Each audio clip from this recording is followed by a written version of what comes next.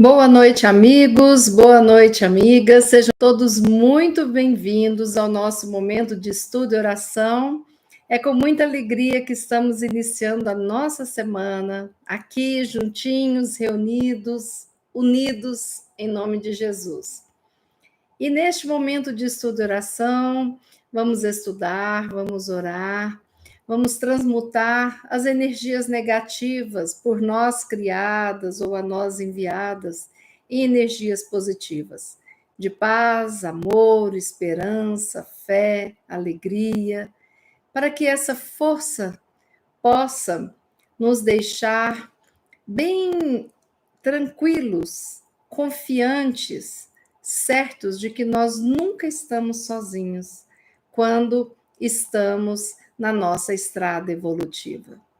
Que nós possamos, neste momento, rogar a Jesus, o nosso mestre, o nosso guia, que abençoe os nossos lares, que abençoe a todos nós que estamos aqui conectados, os nossos familiares, e que essas bênçãos de luz que descem sobre nós possam se expandir, envolvendo toda a nossa grande família, os nossos amigos, as cidades que moramos, que possa essa luz se expandir e envolver o nosso querido Brasil, a nossa querida terra, essa escola bendita. Jesus querido, agradecemos a presença dos amigos espirituais que neste momento de estudo aproveitam e cuidam de nós. Agradecemos as energias a nós enviadas, agradecemos a saúde física, espiritual, que se faz presente quando estamos no equilíbrio da mente, do corpo, dos sentimentos e quando nossas ações favorecem o amor e sua expansão. Nós vamos, neste instante, agradecer a oportunidade e, com o coração repleto de gratidão e de alegria, nós iniciamos o nosso estudo e oração. Sejam todos muito bem-vindos. E agora eu dou uma olhadinha aqui para ver quem é que está online e que mandou mensagem no chat ao vivo. Lúcia Sintra, boa noite, seja muito bem-vinda. Fátima Rossi, boa noite. Ricardo, Antônio, boa noite, amigos. Nilza, Liliana, David, Vera Viana, boa noite. E temos também a Vera Manzolilo, boa noite. Eusanira, Raul, Marisa, auxiliadora. Que alegria ter vocês aqui. Sejam muito bem-vindos e todos os que vão chegando e também aqueles que vão nos assistir em outro momento. Hoje nós vamos estudar este livro de nome Rumo Certo, autoria espiritual de Emmanuel, psicografia do nosso querido Chico. Hoje nós vamos estudar o capítulo 14, de título Tribulações. Eu vou ler o capítulo todo, do início ao final, e depois nós vamos comentar, tá certo? Quando estiveres à bica de maldizer as provações que a terra te ofereça por lições beneméritas, pensa na estagnação em que se nos erigiria o caminho se não houvesse a mudança que tantas vezes se nos expressa à custa de sofrimento. Se a semente não aceitasse a solidão no claustro da gleba, flor e fruto não surgiriam no enriquecimento da vida. Se a fonte se recusasse a passar por sobre o lodo e a pedra, o campo estaria reduzido à esterilidade. Se a lâmpada se negasse a suportar a carga de força que gradativamente a consome, não se faria luz dissolvendo as trevas. Se a criança não se desenvolvesse, transformando-se em adulto, a ingenuidade jamais daria lugar à experiência. Assim, é em todos os distritos da edificação e do sentimento. Se a cultura não crescesse, não haveria progresso. Se a teoria não avançasse para a realização, nunca passaria de um montão de palavras. Transposição, atrito, provas e desafios. São condições de melhoria, aperfeiçoamento, ajuste, elevação. À vista disso, aceitemos em paz as tribulações que a existência nos imponha.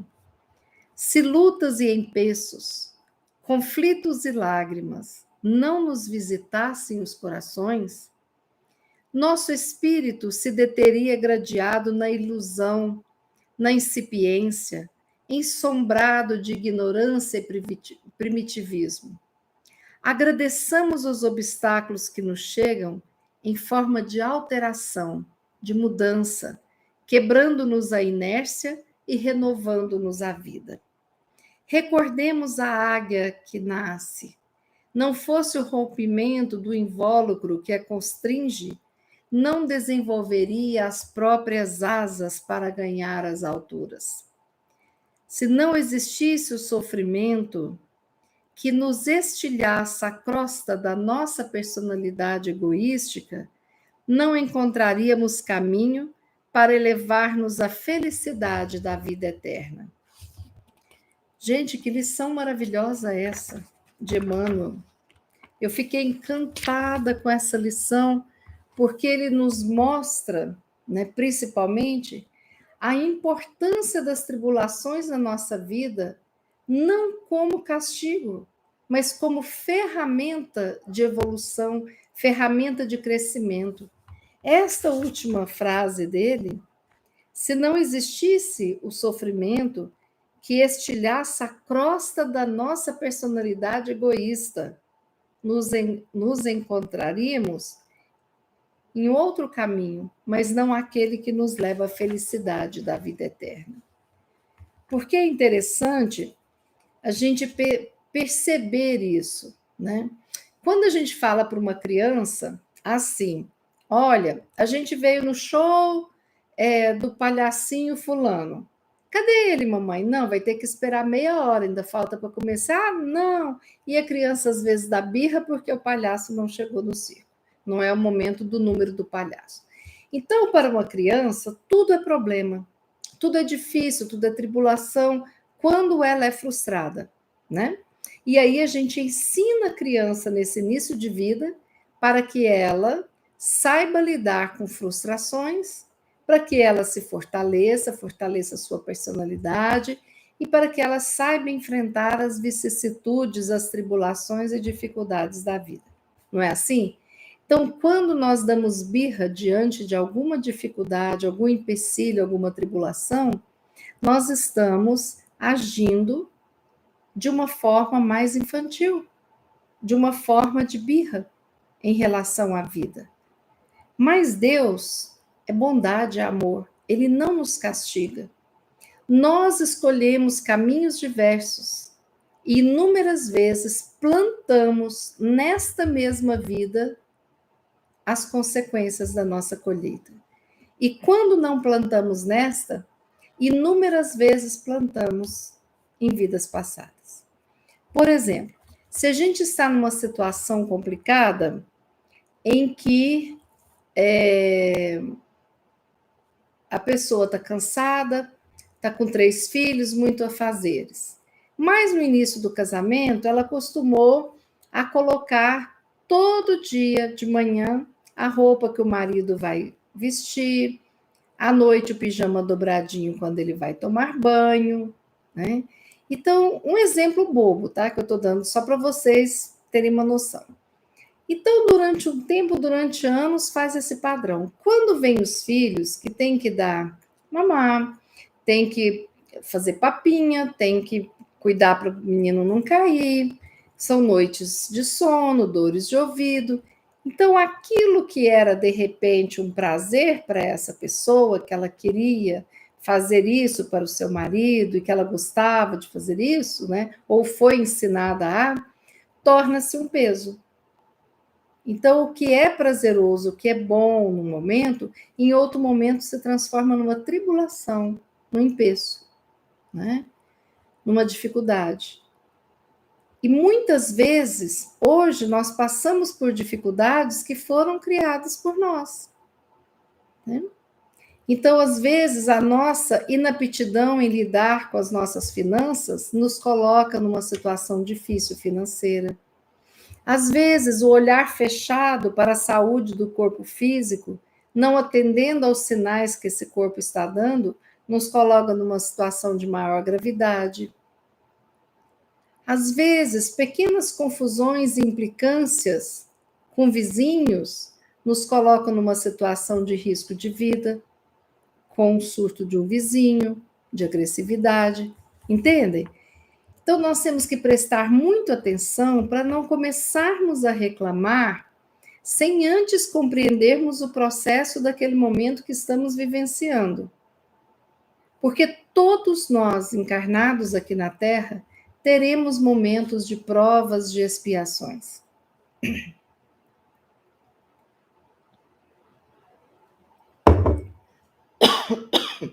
Desculpa, gente, a garganta ficou seca. Então, olha só, vamos tentar entender isso que eu estou tentando passar para vocês, essa mensagem. O que é uma tribulação? Uma tribulação é uma situação desagradável, né?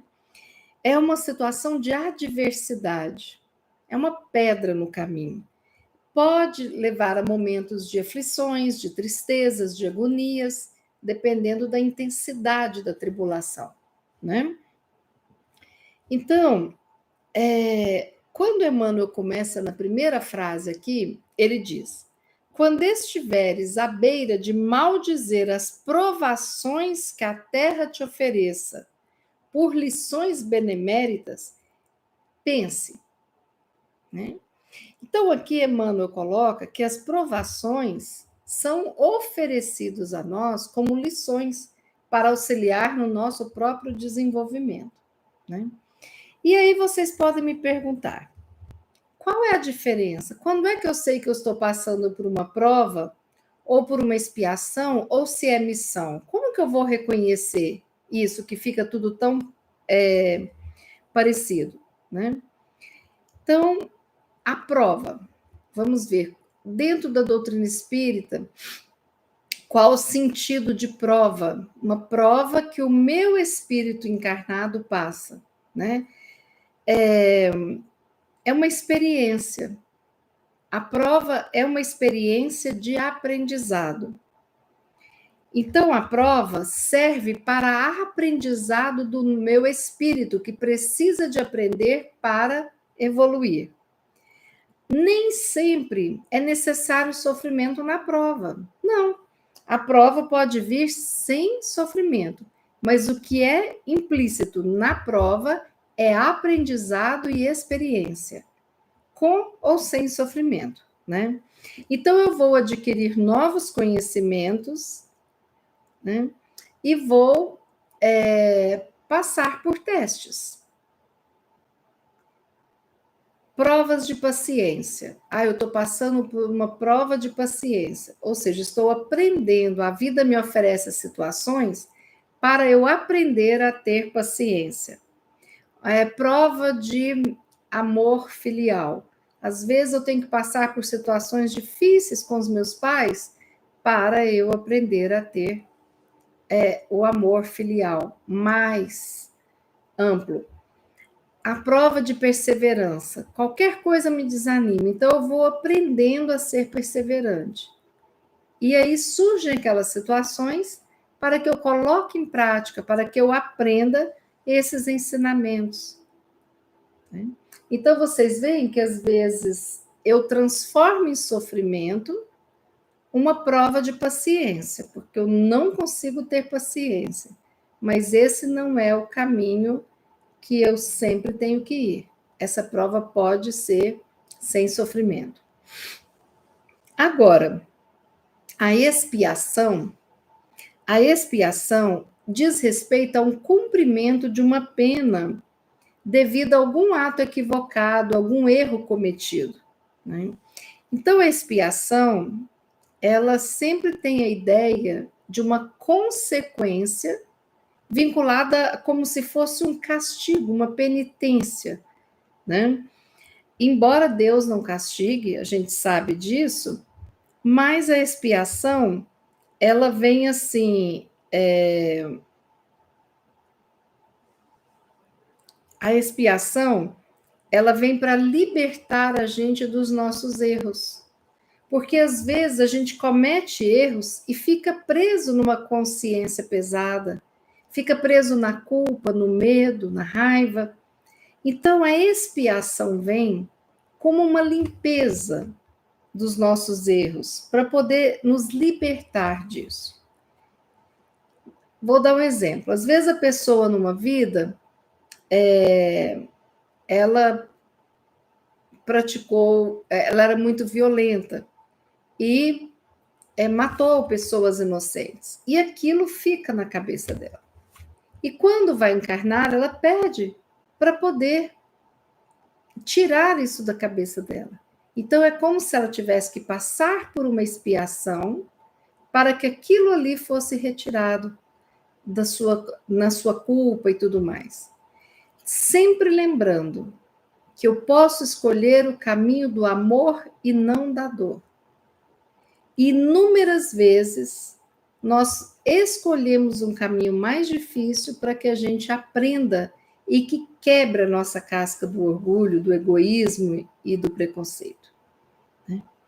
Então, a prova é uma experiência de aprendizado. A expiação tem a ver com consequência, com cumprimento de um dever para tentar libertar o nosso espírito de erros passados, né? E aí tem a questão da missão. Como é que eu vou saber se eu estou numa provação ou se eu estou cumprindo uma missão? Porque a missão tem um sentido de encargo, de incumbência. E sempre, toda missão, como diz no Livro dos Espíritos, na questão 572, toda missão é para auxiliar o progresso da humanidade. Então, o progresso da ciência, o progresso do espírito, o progresso do amor, da fraternidade, toda missão vem como uma tarefa que pode ser na erraticidade, né? Ou pode ser quando o espírito está encarnado. Mas sempre é para auxiliar no progresso da humanidade.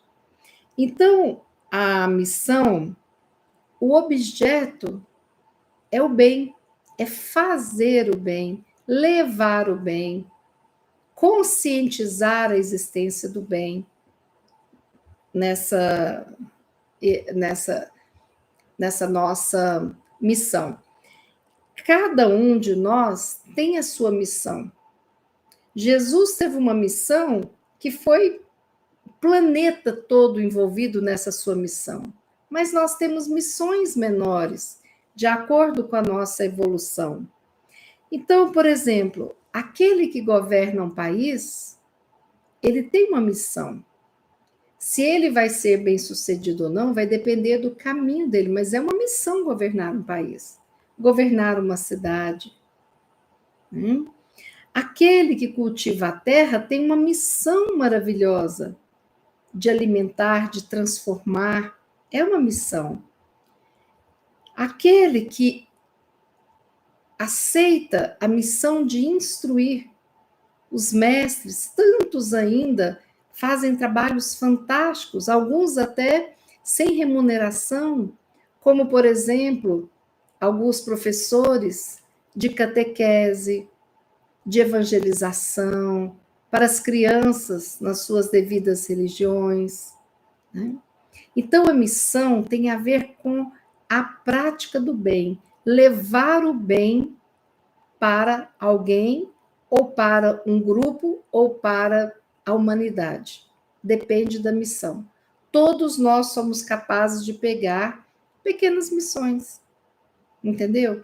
Então, quando eu entro num processo de criação de um objeto, ou como político, de uma criação de uma lei que vai beneficiar muitas pessoas, eu estou ali realizando uma missão de auxiliar no progresso da humanidade, né? Então, o cientista é aquele que vai estudar, descobrir uma nova vacina, salvar vidas, é missão, né? Então, eu espero que vocês tenham entendido a diferença entre missão, né, que é essa incumbência de auxiliar o progresso da humanidade, a prova, que é uma experiência, um aprendizado para o seu espírito, não necessariamente tem sofrimento nas provas, né? Então, eu vou adquirir novos conhecimentos através dos testes. O teste de paciência, o teste de perseverança, como eu falei. A expiação já lembra como se eu fosse espiar. Tem uma ideia de uma pena devido a equívocos e ignorâncias do nosso espírito egoísta e orgulhoso no passado desta vida ou de outras vidas. Então Deus não castiga, mas ele deixa que a gente espia para que a gente possa se libertar dos nossos erros. Tá certo? Então eu tentei aqui fazer esse resuminho, porque Emmanuel fala: o que seria de nós sem as provas, sem as expiações? Por quê? Porque se não houvesse mudança nenhuma que nos chamasse a um processo evolutivo, nós não evoluiríamos, o planeta não evoluiria, né? Então, a estagnação ia ser muito grande. E às vezes o que para a gente é algo natural, para outro é encarado como um sofrimento. Quando a gente pensa na semente jogada dentro da terra, naquela escuridão, recebe água, né? E vai criando ali uma raiz, um brotinho, e de repente a gente percebe um pé de laranja lindo. Aí esse pé de laranja dá frutos. Tudo aconteceu, por quê? Porque a semente precisou ficar presa naquele escurinho da terra, romper aquela casca, né, do seu mundo único e se transformar numa árvore e gerar frutos, sombra, alimento, né? É muito lindo a gente pensar nisso. A fonte, a água.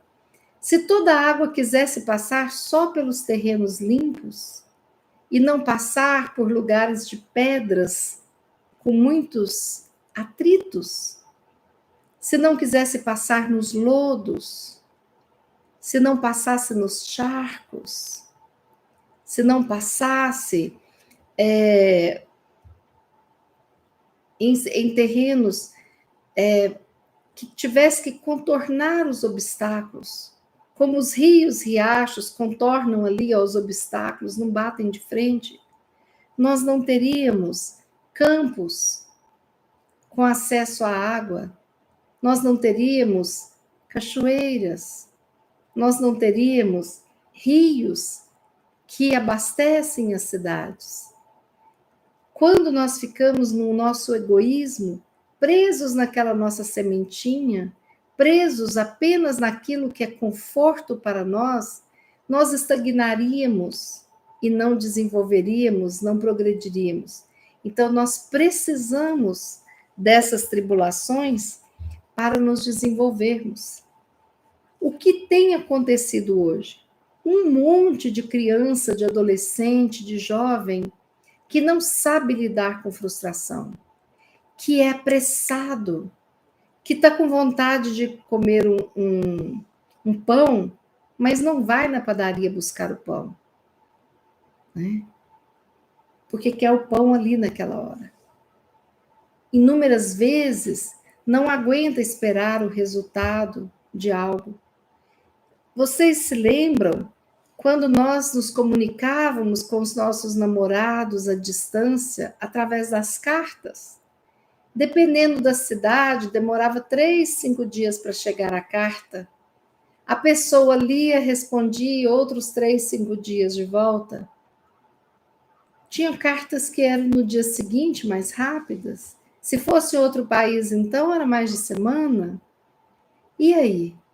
A gente esperava com aquela ansiedade gostosa? Aquela carta com perfume, com uma flor, com um mimo, né? Por quê?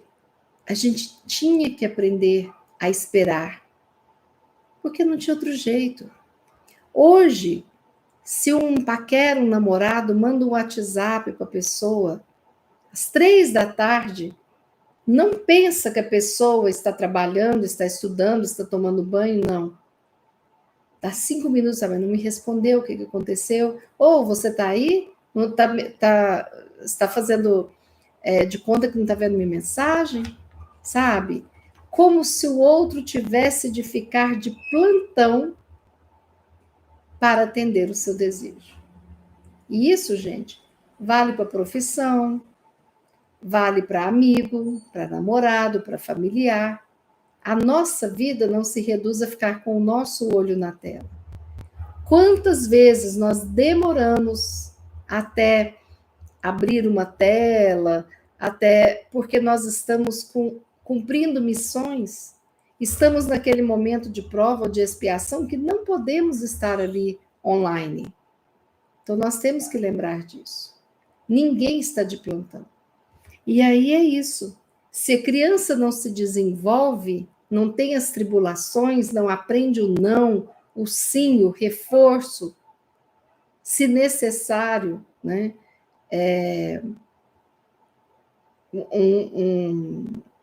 Colocar um castigo, olha, vai sentar aqui, pensa no que você fez, você bateu no seu irmão, você bateu na sua babá, né? Então tem que ter diálogo, tem que ter reflexão, para aquela criança aprender e se transformar um adulto mais fortalecido, sem ser tão ansioso, sem ser tão imediatista, tão frágil. Hoje a gente vê muitas pessoas frágeis emocionalmente, que às vezes não conseguem passar por um luto, às vezes não conseguem serem reprovados no vestibular, às vezes não conseguem serem reprovados numa matéria. E aí é complicado. Às vezes nós estamos vendo jovens praticando feminicídio porque a namorada de 18 anos terminou e ele não aceita o término. O que é isso?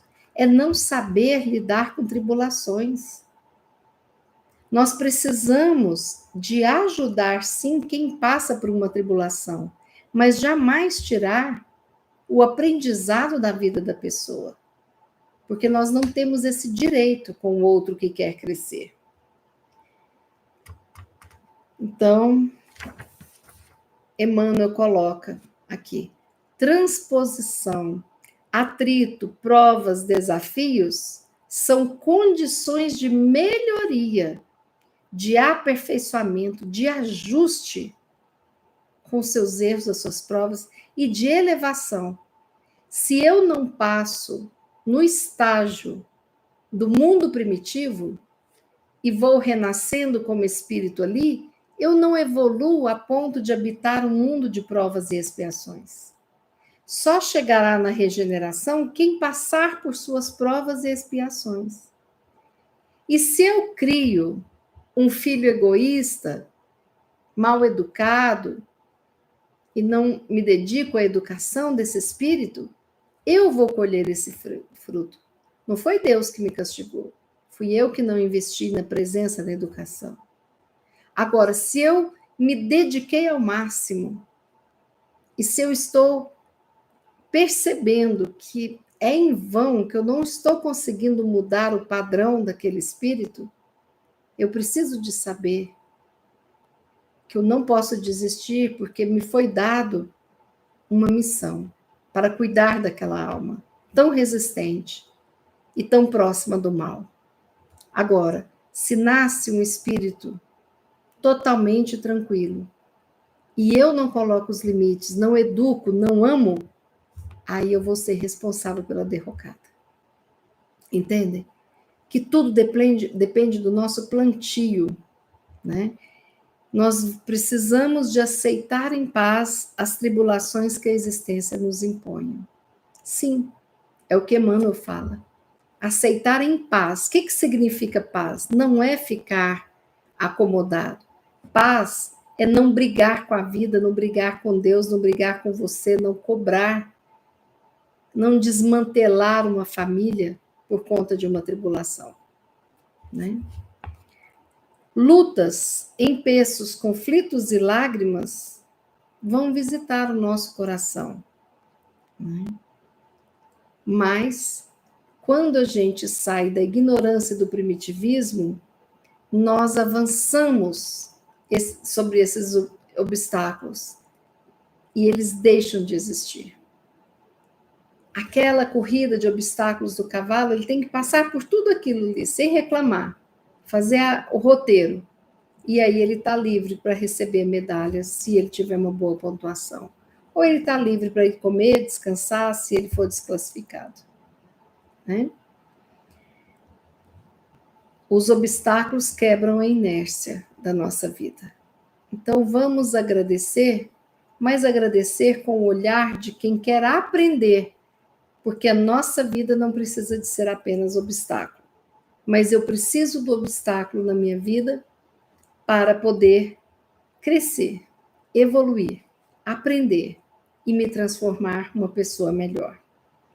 E lá no final, Emmanuel fala: se não existisse o sofrimento que nos estilhasse a crosta da personalidade egoísta, não encontraríamos caminho para elevar-nos à felicidade da vida terrena. Olha que coisa fantástica. Então, nós precisamos de quebrar essa couraça, essa casca dura de egoísmo, de vaidade, de orgulho, de preconceito, e quebrar através do nosso melhor desempenho nas nossas provas. É nos colocarmos à disposição de missões no mais alto. E é aceitarmos sem revolta as expiações dos meus erros cometidos por mim no passado. Essa era a lição, né, que eu queria lembrar para vocês da felicidade. Todos nós podemos construir felicidades. Claro que se a gente fala o bem e faz o bem, logo a gente não vai ter, né, tantas provas, tantas expiações. Eu posso até passar por aquelas do meu passado, mas não estarei construindo novas cadeias que me colocam grades para que eu possa saber ser livre, respeitando a mim, respeitando ao outro. Então, meus amigos, com essa lição, nós temos muito a refletir. Não vamos fugir das nossas missões, por pequeninas que chegam. Não vamos fugir das nossas provas, vamos aprender com elas. Não fujamos das nossas expiações. Vamos minimizá-las com o poder da fé, da prece, da oração, com o poder da presença do outro que nos ajuda, da amizade. Era isso que eu tinha para trazer para vocês hoje. Vamos agora fazer a nossa prece final. Querido Jesus, Mestre amado, nós te agradecemos a presença neste momento de estudo e oração.